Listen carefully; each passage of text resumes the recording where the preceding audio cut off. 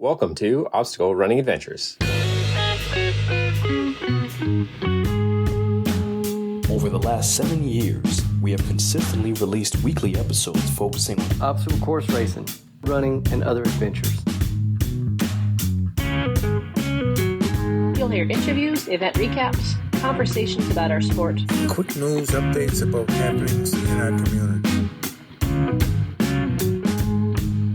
And now, here are your hosts, Standing on the corner, Michael Stefano and Caitlin Ritter. Hey guys, it's Michael Stefano. And Caitlin Ritter. And Mikey, how was your weekend? Pretty good. The weekend was better than the week. Had a really, really bad week. But you survived. Work craziness happened. I had to do 3 reports all of a sudden, like insurance changes. Craziness at work. AC, had the HVAC person over. It sounds like we're going to have to hope everything's under warranty or else we're going to have to shell out thousands of dollars to fix that. I got a flat tire. My tire has like a slice in it. And we're waiting for AAA. Yeah, and just a myriad of other things. So mental health has definitely taken a bit of a hit, but this weekend was good. I spent some time with Danny and Erica, who are going to have their baby in like 2 weeks. They said any time between like now and the next 3 weeks. Yeah, so this week was like a good mental health recuperation. Hopefully I'm refreshed for the week ahead. We will see. But it's been a week. How's your weekend going? It's been good. I feel like my week's been the same, or my weekend's been the same as your weekend, so ran some errands, lived the life, you know? Good stuff. Let's give a shout out to our sponsors. Mudgear, use code ADVENTURE for 15% off your next Mudgear purchase, and Caterpie, use code OSARReport20 for 20% off your next Caterpie purchase. I feel like you said OCR kind of weird there, but yeah. Also, it is not the first episode of the month, but... I made a mistake. Yes, and so last week was technically the first episode of the month because one before that was like the 30th or something. So now we will shout out the $3+ Patreon supporters. Jason Dupree, Samantha Thompson, Matt Putton, Bradley Keel, Charlotte Engelman, Aaron Grindstaff, Laura and Stephen Ritter, Hank and Arlene Stefano, Kenny West, Cheryl Miller, Jessica Johnson, Nick Riker, Christopher Hoover, Kevin Gregory Jr., Evan Irick, Ashley Rice, Brent George, Justin Manning, well done. Logan Nagel, Angela Bowers, Asa Coddington, Thomas Peterson, and Seth Rinderknech. Yeah, real quick shout out to Asa Coddington. Has his final Viking OCR coming up. I gotta reach out to see if like I can stay with him for free or something to cover that, because that is kind of far away. But I want to give him love for their last event. And shout out to the OCR Report for being a great home for us on the internet. And to Will Hicks. The Podfather. Check it out over at theocrreport.com. Recently, I've been finally getting the chance to get to watching the Fran and Carlo OCR adjacent show. Not a podcast, but it's like a video series.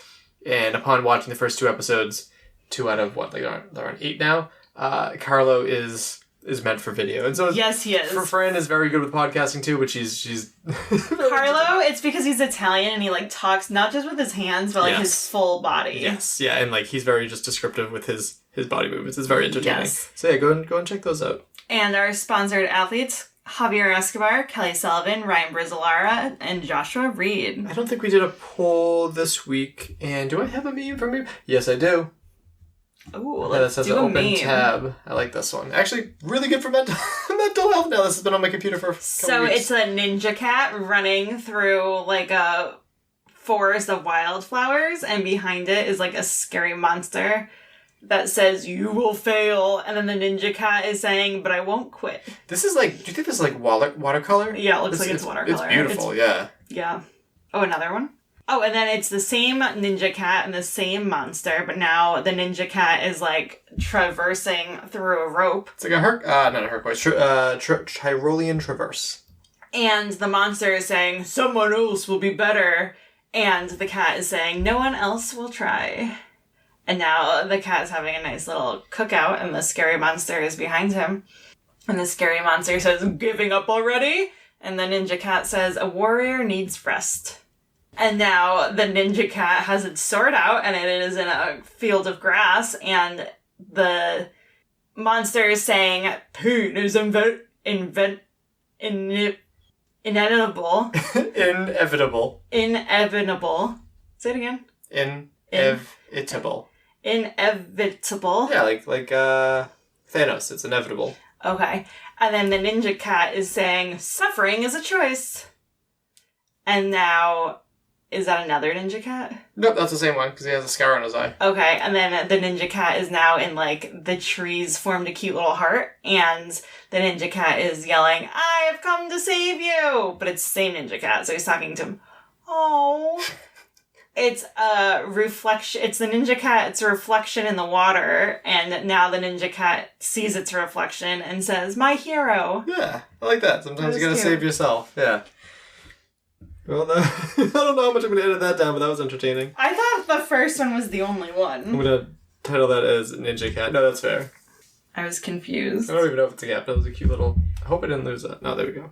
Alright, let's get to some quick news. Starting with Jack Bauer's dad. Jack Bauer posted, my dad would have turned 67 today. It has been 6 weeks since he has been gone, and it still doesn't feel real sometimes. I've always felt so sad when I heard about a friend losing a parent, but it is impossible to know how much it will hurt you until you go through it yourself. Yeah, so shout out to Jack Bauer, and go shoot him like a nice little message. And then he wrote, don't take the time you have with your parents for granted. You never know when the last time you'll talk to them will be. Make the extra trip to visit them and stay an extra day or two if you can. Whenever you unfortunately have to go through this process, you'll realize how those extra memories were worth the trip. Yeah. I know, Galen's crying. Good thing we spent like a week with your family. That was nice. This is the second podcast episode I've cried in. In a row. Yeah. Yeah. Alright, let's get to some podiums. Starting with Spartan Poconos Super. For the men, in third place, Matthew Hirica. In second place, Samuel Harris. And in first place, Brent Trail. And for the women, in third place, Jen Groves. In second place, Jackie Murdoch. And in first place, Amy Cooler. And for the Michigan Super, for the men, in third place, Dustin Rutler. In second place, Adam Baylor. And in first place, Adam Chapman.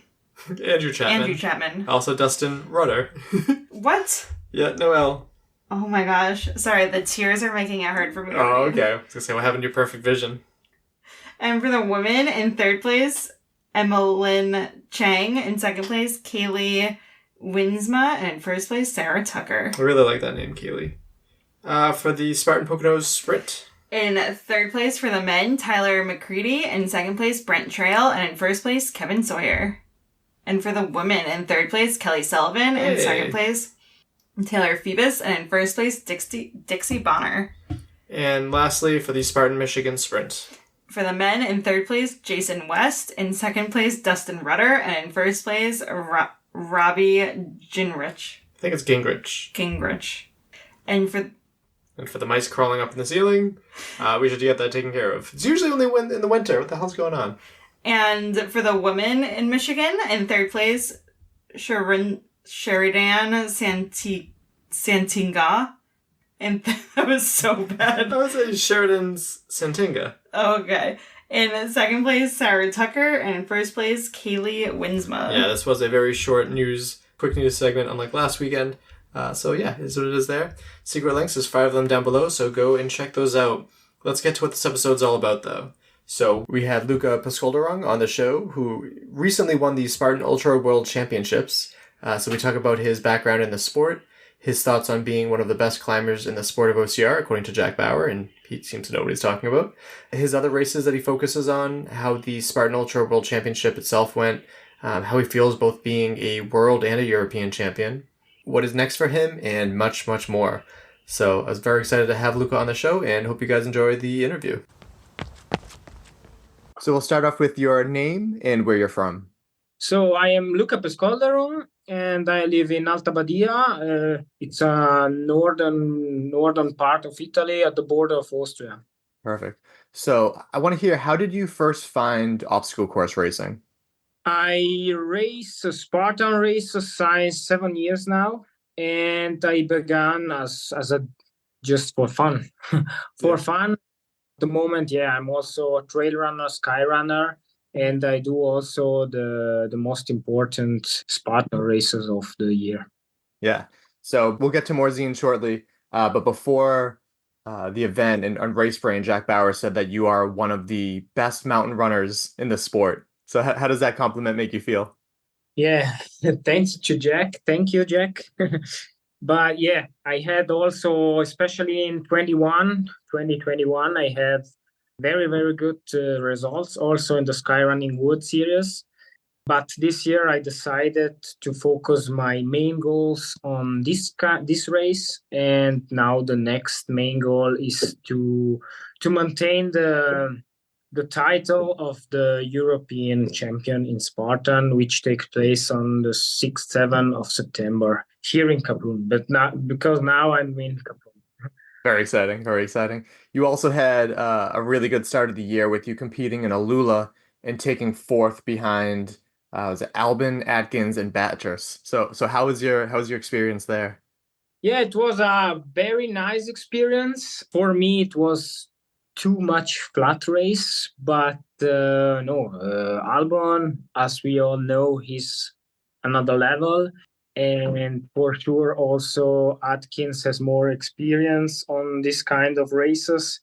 And Bathurst, for sure, it's also very good athletes on such a long race, because I never run before much than 50, 60K kilometers. And this day I do 100 kilometers. Yeah, that's so.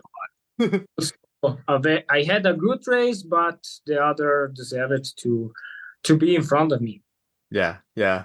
So that's actually a good transition to Morzine, where it was originally a 24-hour race, and then they made it to an ultra event like the rest of their ultra events. I'm sure you were happy about that change. Yeah, I heard about it last year. And so during the winter, I mostly train with mountaineering skis. So I do a lot of skimo during the winter because I live in the mountains. And 2 months before Alula, I trained also a lot indoor, because you have also to train the muscles that you need for running. When you do all the winter, just skimo, to begin to run, there are other muscles. So I'm focused the last 2 months before Alula on indoor running. And after Alula, I wanted to be at the top in Morzine for the Ultra World Championships. And I think I had a very, very good day. I trained very, very good for this kind of race. Yeah, and it seems like you have a decent history with Morzine too, with you competing there 4 times, I believe, and winning twice too. So how did it feel that the World Championships would be back now in Morzine? Yeah, also I know it before how the Beast was. I never ran before the Ultra, but I ran the Beast and I won it twice. Yeah, I like the course there. I like the trails because it's similar at my home. There are very technical trails, very steep climbs. And yeah, for sure, there is also all the event is very special because you have to climb up a waterfall, and it is a really, really nice race. So one of my favorite Spartan races. Yeah, and really happy that the World Championships will be there. And yeah, I prepare it, as I said before, I prepare it very well for this event. we recently had Stein Legrand on the show, who did very, very well with the European OCR Championships there. But he was saying that he felt a lot of pressure where when you put all of your eggs in one basket, you focus on one thing. Did you feel a lot of pressure, really focusing on this event? No, I need this. So I decided during the winter, I do a race calendar. I put a lot of races on my race calendar, and then I choose a few races which are for me the most important. Yeah. So the first one was for sure Alula, but I know that it was really, really difficult to prepare it because I live in the mountains, right. And I had there in the winter minus 15, minus 20 degrees. And after Alula, as I said, yeah, it was to prepare very, very well the World Championship, the Ultra World Championship, and yeah, everything works perfect. And now the next one, yeah, it's the European Spartan Championships. Tried to maintain the title there.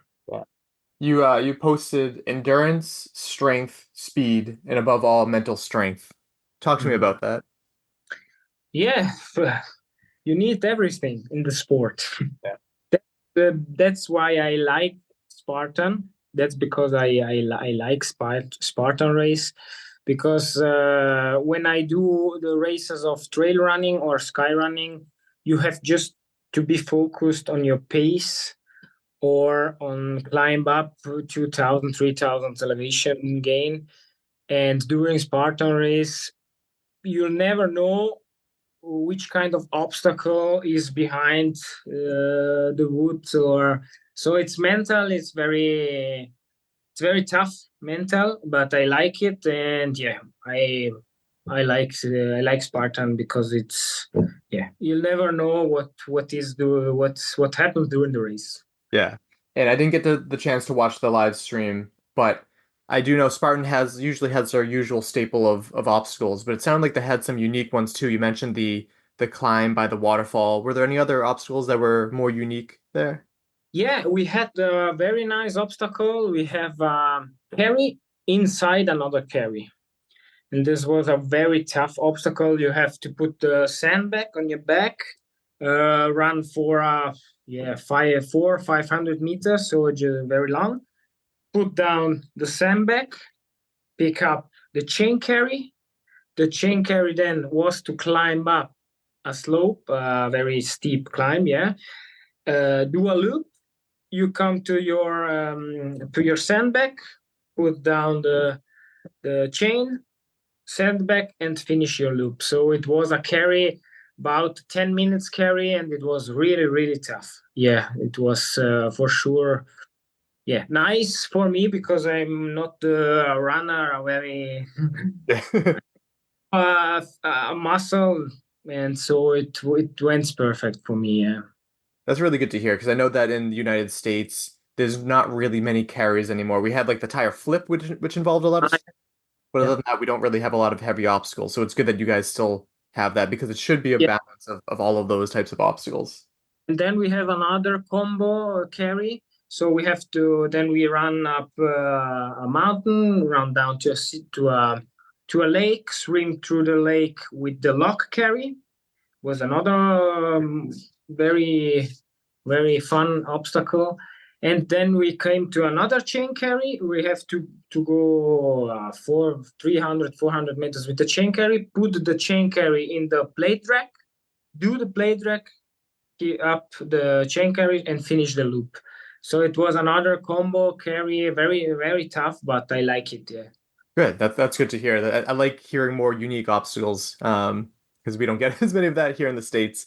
With the new twist on obstacles, how do you feel that the judging and everything was there? Yeah, I think from the obstacles, yeah. As I know, the French guys of Spartan, they do every year they work very, very well. So, and I think, yeah, the course there is perfectly prepared. Also the obstacles there. We have the new one, the tilting ladder this year there. Right. We have it there. We had on the race was 57 kilometers long, 3,600 elevation gain, positive elevation gain, with 77 obstacles.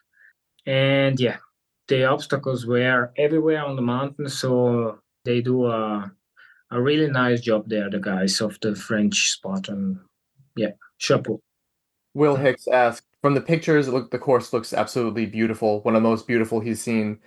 Did you get to appreciate, well, you've raced here before, but do you take the time to appreciate how beautiful it is, or do you stay locked in when you're competing?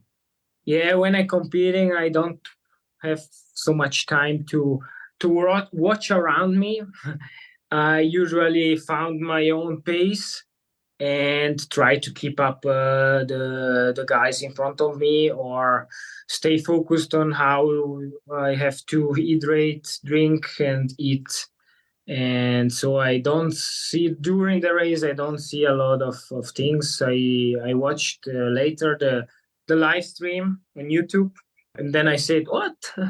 I don't watch it on my right and on my left. I passed here. It was very nice. But yeah, when I'm competing, I don't watch nothing. I just focused on the pace, and I'm very focused on my thing.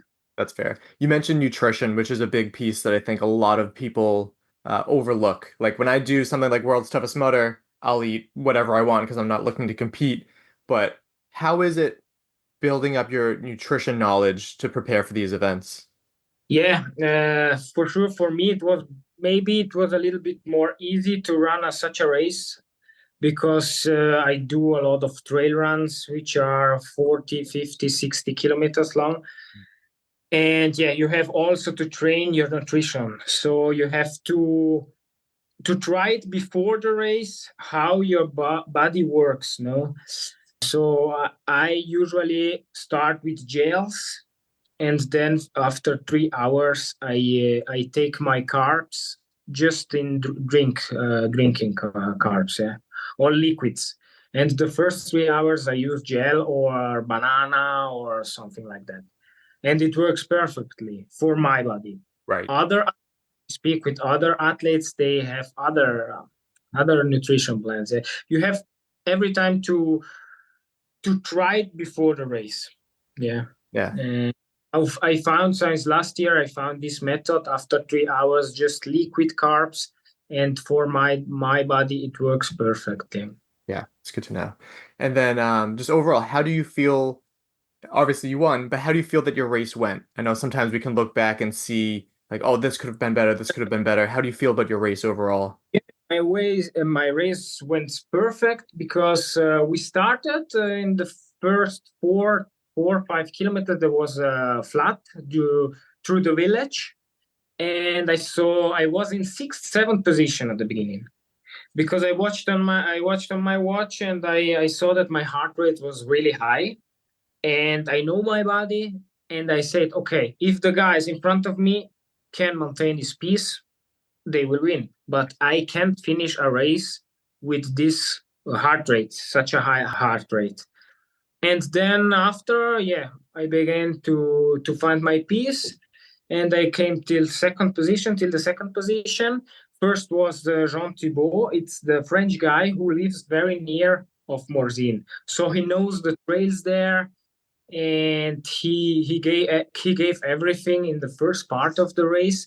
But I catch him up at kilometer 20, and then we do 6-7 kilometers together. We fight together, we push us together, and by the second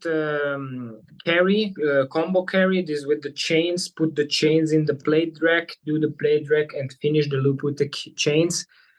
He was finished. His legs were tired, and after that it was a downhill, and I feel really good in the downhill, and there I pushed and attacked and create there the gap, which makes me win the race, because after there the French guy, the Jean Thibault, has problems also with eating and drinking, and I found my pace maintaining till the last meter. So that's awesome. Really happy race because I do my thing. I don't have pressure in the first kilometers when all the other people starts, and I just was focused to maintain the heart rate a little bit lower, and after it went perfect. Yeah, it's hard not to get caught up in the excitement. It's a smart thing to do to not get caught up at the start, because I remember not the apex of an athlete, but my wife, when she did her first half marathon, she did her first 5K as a 5K PR. I'm like, that's not good. you gotta run the second half of the race. You gotta think about that. And it's very difficult because the other people, they push you to go faster. Right. But I was really focused to maintain this pace and this heart rate, and after, you see, my time was wow. Yeah. After 7 hours for such a long race with a lot of elevation gains and 77 obstacles, for me it was a perfect day. That's great. And that speaks to your mental strength too, to not be caught up on that in the start line. Yeah. So how did it feel crossing the finish line, knowing that you were the Spartan Ultra World Champion? Yeah, that's a really, really special feeling. Because in the last years, when I go also 2021 to the Liwa Desert on the Beast World Championships, I saw crossing the finish line Albon as world champion, Atkins as world champion, Perelli as world champion. And I every year say, well, maybe one year I can be a world champion, but it will be really, really, really tough. And this time it went everything perfect. And now to be a world champion, it's it's a special thing, and I really enjoy it for this year. And next year, I tried to do my best again at the Ultra World Championship and try to keep this title as a world champion. Yeah, there. Yeah, I'm not an emotional person, but watching your finish for the Spartan European Championships, it's hard not to feel something. Seeing that excitement of just as you cross the finish line. How does this rank with all the other accomplishments that you've done? Yeah, that was also a very, very special feeling last year at the Europeans, because I had a really, really big fight with Gregory Basilico, which is trifecta world champion. And I know that he's very, very, very fast in the flat parts, and I am better than him maybe on the uphill and for sure on the downhill. And we had a battle until the last 3 kilometers. And also there I pushed a little bit more than him on the last 3 kilometers. It was really, really, and that's why at the end, I was really excited about that victory. Not like in Morzine last week, because in Morzine it's a very, very long day, and when you are maybe at 10K or 5Ks before the finish line, in my head, I'm not sure to win the race, but you can prepare mentally. Okay, maybe today I can be the world champion. But during a fast race like in Andorra, a Beast 21 Beast full speed, there you have more pressure, and that's why at the finish line I screamed there. Yeah, it was a very, very special feeling. Yeah, it's pretty great. I think it was the year previously you lost to Albin, who is an athlete that just about everyone looks up to. Do you ever take the time to think that there might be some younger athletes that look to you the way that you look to Albin? Yeah, for sure. I hope also that young athletes come to do the Spartan race, and for sure in the future, in the next years, there will become younger athletes and look up to me, and one day they will pass me and beat me, and after that they can switch sport and give them the key to be the world champion. Yeah, love that. So you mentioned what's next for you, getting ready for the Spartan World Championship. So what's the plan for training for that? Yeah, now at the moment, this week was a little bit more busy. I had a very busy week because, sponsors and a lot of friends, social medias, a lot of requests, and it's okay. I don't like that part of the thing, but you have to do it. I have to do it. And next week I have a race in the Dolomites, so 30 minutes by car from my home in the Dolomites in Italy, northern Italy. It's the Dolomites race. Maybe a lot of people know the Dolomites Sky Race, which was until 2 years ago a part of the Golden Trail World Series. Okay. And this year they had a new race of the Dolomites run, and the half marathon. And I will try, because I am in the team La Sportiva, and they asked me if the athletes of La Sportiva will be there to try this new race, and I will be there. Let's see if I'm fully recovered of the World Championships. And after this, at the beginning of August, I will run the 50K of the UTMB World Series Cut 100, which is in Austria. And so these two kind of races, and then 1st of September, the European Spartan. And on 20 September, I ran another race of the UTMB World Series in Slovenia. It's the Julian Alps Trail Run, also the 50K. So this year I'm more focused on the 50, on the longer races. The only one which is a little bit shorter is the European, but as the champion of 2023, I will be there and try to keep it the title there. Very excited. Quick selfish question. My wife and I are hoping to go to a honeymoon, and speaking of beautiful places like Morzine, we were hoping to go to Italy for the first time. What are some places that you think would be recommended? For surely, I saw a little bit all you of the mountain places in Europe. With the last years of competing a lot of races, I saw a lot of mountain villages and places. Not because I am from Alta Badia and from the Dolomites, but if you come to Europe, you have to come to the Dolomites. Okay. Because they are very, very special. If you go, I live in Alta Badia. It's in the heart of the Dolomites. We had a lot of mountains there, but also Morzine. It's nice. It's nice. Or Chamonix.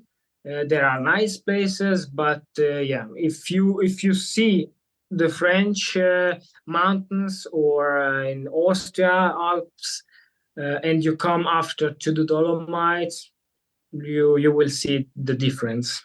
Great. Yeah, it's one of those things I feel like pictures look beautiful, but pictures can only capture so much. Like there's so much more beauty that pictures can't really capture. No, you have to come to the Dolomites. Then you will see it. It's special. It's very special. Perfect. We're gonna add that then. And then starting to come to a close, any sponsors or people that you'd like to thank? To thank, I have to thank first of all my family, because they support me, and without my family, that all the things don't happen. And for sure my friends, and after for sure also my sponsors, which are here. It's Moviment Alta Badia, it's Alta Badia, Eco Passion, La Sportiva, and then I have also Morton. Awesome. So that's my sponsors. I reach for a new sponsor also. Yeah. So someone watched and will believe in me, so just contact me and let's see what we can do. Perfect. And where can people find you on social media?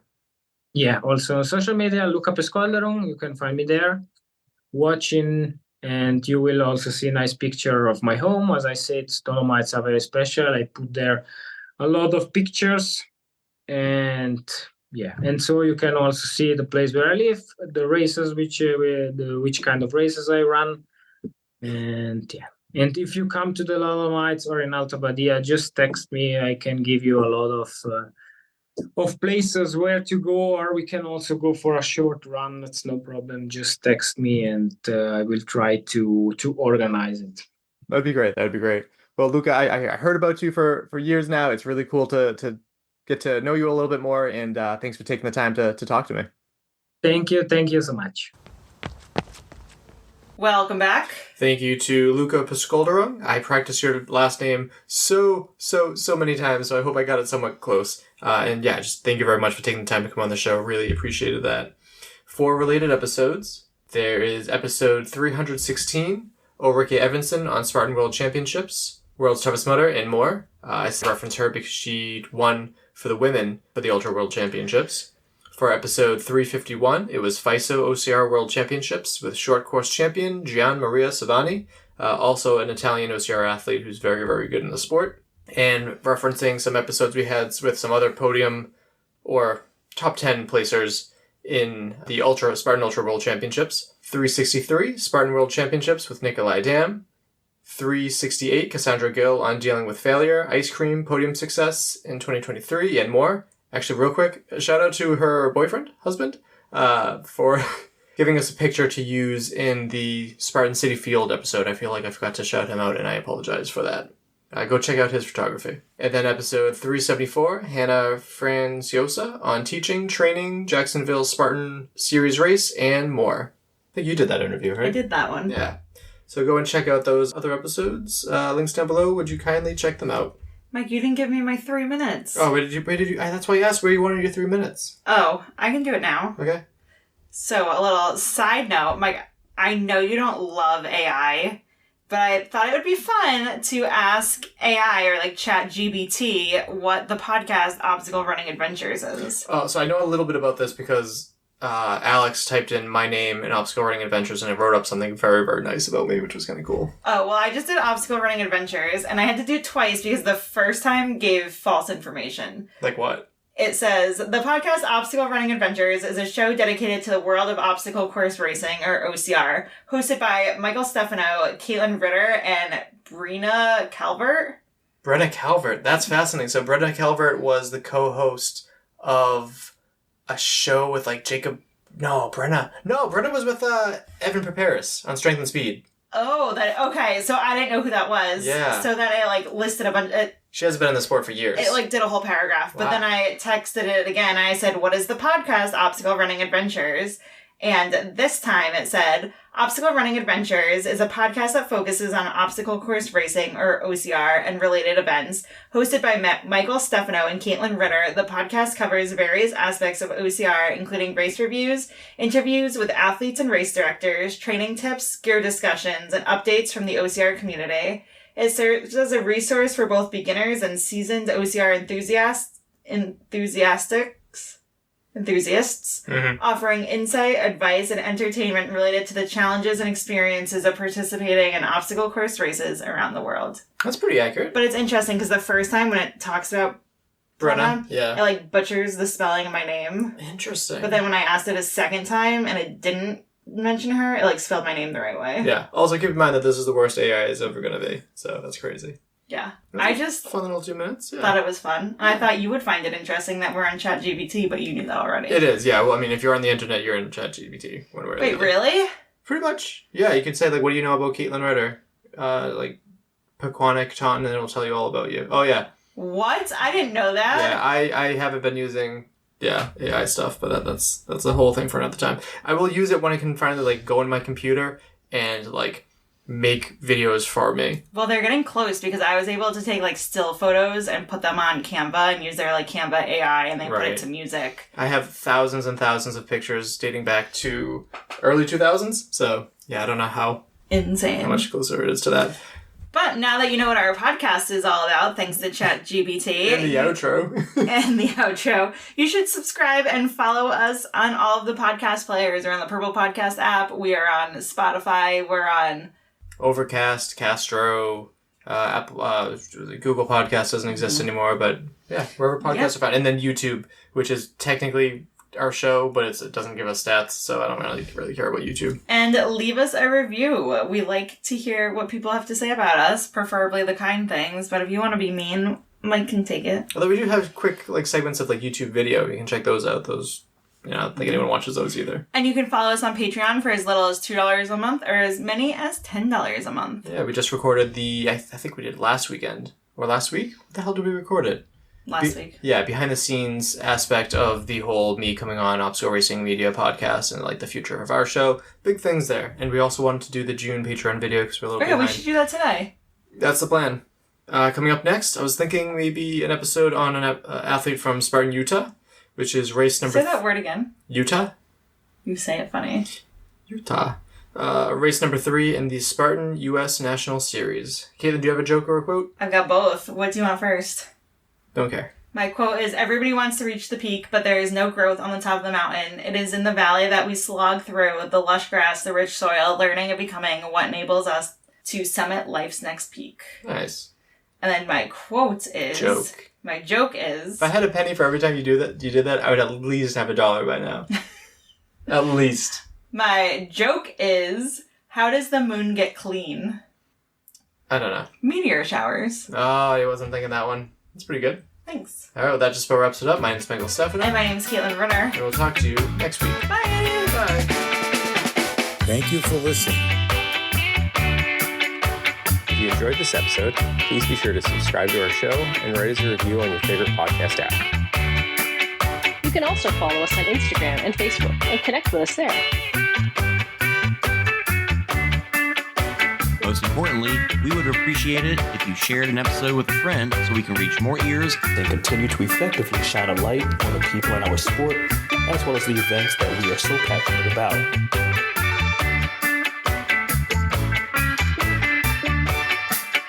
Our intro song is Street Crew by Straight Up, and our outro music is Iron Call by The Best. one of the first Italian athletes I think we've had. We've had Gian Maria Savani on the show too. But so you're the second, so very excited to have you on. And sorry, but my English isn't perfect. You did very well. It's better than my Italian. Okay. Yeah, because I live at the border of Austria, so I speak German, Italian, my language at my home, and English, yeah. And during years, I learn it a lot because I have to travel a lot, so you have to speak English, and that's why at the moment, yeah, I am in the middle. Not perfect, but you understand me, so that's important, most important thing. I'm jealous because I know English, obviously. I learned a lot of Spanish, and my Spanish was really good. I tried to learn Italian. Yeah. It's very similar with Spanish, so now I was getting confused, and I'm like, I need to get back to it. I wish I was in a European country where you're exposed to more languages. Like, I'm very jealous of that. Putin is inevitable. Inevitable. Inevitable. Hello. They hung up on me. Sure. Yes. Call them back or something.